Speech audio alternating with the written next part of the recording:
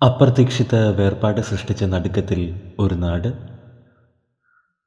College വിദ്യാർത്ഥിനി നന്ദന മരിച്ച നിലയിൽ.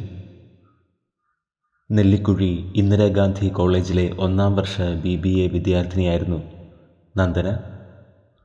മാങ്കുളം സ്വദേശിയാണ്. ഹോസ്റ്റൽ മുറിയിലാണ് നന്ദനയെ മരിച്ച നിലയിൽ കണ്ടെത്തിയത്. തൂങ്ങിയ നിലയിലായിരുന്നു. ഹോസ്റ്റലിലെ മറ്റു കുട്ടികൾ സ്റ്റഡി ലീവുമായി ബന്ധപ്പെട്ട് വീടുകളിലേക്ക് പോയിരുന്നു. നന്ദനയ്ക്ക് 19 വയസ്സായിരുന്നു. അകാല വിയോഗ വാർത്ത ഒരു നാടിനെ തന്നെ കണ്ണീരിലാഴ്ത്തിയിരിക്കുന്നു. അതേസമയം മരണത്തിൽ ദുരൂഹതയുണ്ടെന്നും വിശദമായ അന്വേഷണം വേണമെന്നും ആവശ്യപ്പെട്ട് രംഗത്ത് വന്നിരിക്കുകയാണ് നന്ദനയുടെ പിതാവ് ഹരി. നന്ദനയ്ക്ക് ആദരാഞ്ജലികൾ.